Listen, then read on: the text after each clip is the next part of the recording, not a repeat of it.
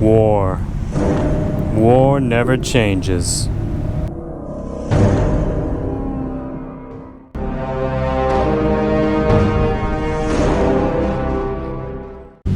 But bumpers sure as hell do.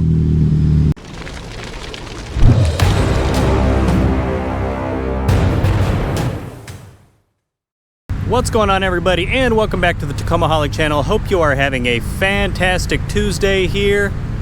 So as many of you know, I am actively shopping around for a front bumper replacement for my Tacoma right here. And I thought it would be fun to go over a bunch of the things I am considering while I'm shopping around, because I'm sure many of you, probably all of you, will consider the exact same thing. So just a few heads up on these things. So this video will sort of be like the last one I did, which I will link to above, comparing and contrasting steel versus aluminum when you're shopping around for armor. So let's dive right in. So of course, I just touched on it in the little intro. One of the first things you will consider is whether or not you are going to get steel or aluminum for your entire front bumper. Of course, if you know you're set on getting aluminum, that's going to eliminate some of the companies. I think most offer steel and aluminum, but I have noticed a few while I've been shopping around that aluminum is not an option as of yet. And I have contacted them, and all of them do seem that that is on the plans, but you know how that stuff takes. The R&D takes forever, so if the bumper you're looking at is not currently available in aluminum, it may be quite a while before that is available, so maybe that's a choice. You just might want to go with steel. The next decision you're probably going to make is whether you want to get a full bumper replacement, which pretty much replaces everything below the headlights here, all the way over to the front fenders, and all the way across to the other side. If you want to go that route with a full replacement, or get what is called a Slimline. And from the looks of it, it looks like Slimlines pretty much replace this middle lip right here. And they do have, you know, winch mounts and everything in there. So, of course, one of the big advantages of the Slimlines is it looks like they're about, I don't know, 50% to 60% of the cost of getting a full bumper. And of course, they're going to be easier to install, lightweight, all that. Personally, I think I am just going to go ahead and get a full bumper replacement. I love the way it looks with the, you know, the cutouts on the side. You get much better ground clearance there, whereas of course with the Slimline you're not. You're just pretty much getting a solid piece of steel right here in the front that will certainly be able to take a hit better and be able to carry your winch. The next option you will face when shopping around for your front bumper replacement is whether or not to have it powder coated or Line-X'd, or, you know, anything like that. I'm just sort of going to lump it together, where you're paying the manufacturer and the vendor to actually paint, powder coat, or bedline it for you. This is certainly an attractive option, especially for the Line-X, but you do have to be aware that that's going to easily add 100 to, I've seen up to 300 for Line-X while shopping around. So that's quite a bit of expense to add to an already expensive purchase. And personally, I can definitely see the benefits of doing Line-X for a front bumper. Give it a little more protection, keep it from getting damaged on the trail. But for powder coat and stuff like that, I mean, the first time you bump it, it's going to get scratched and probably get scratched down to the bare metal. So that's going to become a rust issue at that point. And seems like it's going to be more of a headache than it's worth, in my opinion, of course.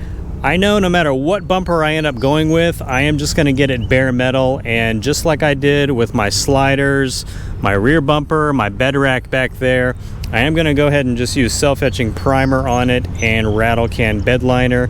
That saved me a ton of money. The stuff's easy to work with. If I ever have a damaged patch where I need to fix that, if I get a, you know, scratch off road or anything like that, I know all I have to do is pretty much tape around it, do a little sanding and a few coats, and it's good as new. The next option is certainly one of the smallest, but it is the compatibility with the factory fog lights. I am running aftermarket bulbs in there, and I would hate to just not be able to use those in the new bumper I get, whatever that's going to be.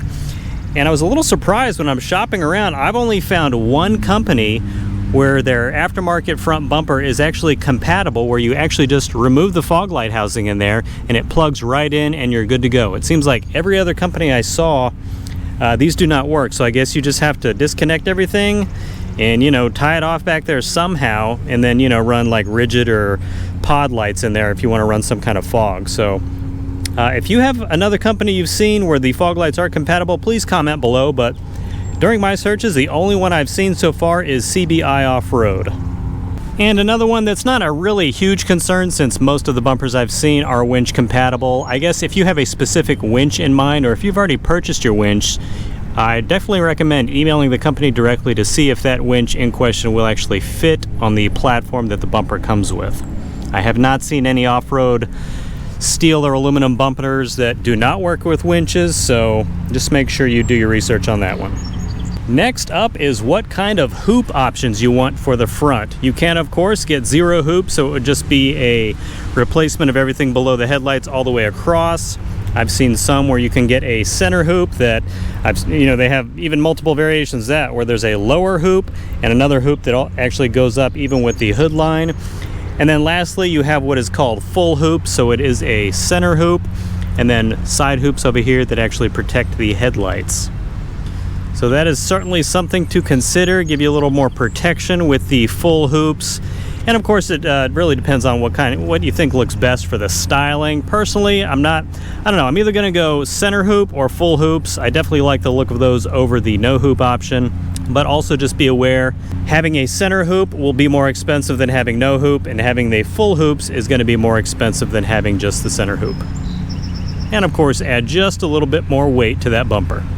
And another thing to consider, and this sort of proves how it pays to do your homework and sort of plan things out, is whether or not you're going to get a light bar cutout on your bumper. That is, of course, an added expense, and it seems like most of them, they give you the option to add a 20-inch cutout where you can put most, if not all, 20-inch light bars right there in the center of the bumper. Personally, I think I am going to skip this one, because when I do get a roof rack, I think I'm just going to do a 30-inch up there, so I don't really see the need. I know that, more light's always better, but I don't really see the need to have a 30-inch light bar up there and another 20-inch down here. So I'm probably going to skip that option myself. Definitely look into what is written on the website and maybe contact the manufacturer directly to see what they do to back up or reinforce the recovery points on the bumper, since if you ever get stuck and you have to get pulled out, well, if this part's not the strongest part of the bumper, then it might just tear off or damage your vehicle or damage the vehicle that's pulling you out, because if this comes free, you know which way it's going. So most of these, it looks like they are backed up with an additional steel plate or two. And one of the last, but certainly not the least thing to consider when shopping around for your bumper is where it's actually being made in relation to where you live, because if you didn't do your research beforehand and you live on the East Coast like me and order from somewhere on the West Coast, which, by the way, seems like that's where the vast majority of the manufacturers are located, that freight shipping expense across country might be a pretty rude awakening. I saw one guy recently comment on Tacoma World. It was almost $300, I want to say $350, maybe even $400 to ship a bumper to him, and he didn't realize the cost was going to be that high when he did it. So shop around, and depending on where you live, that might be the main factor driving which bumper you get. So if you're on the East Coast like me, you might go with one of the East Coast based companies like Mobtown Offroad or SOS Off-Road Concepts, because that could save you at least a couple $100 on shipping right there. So please shop around, contact them so you can get direct shipping quotes. I've seen a few companies, I'm not going to name anyone, but I really don't like how they say, we'll let you know what the shipping charge will be after checkout. That's not really my style. I like to know exactly how much something is going to cost up front.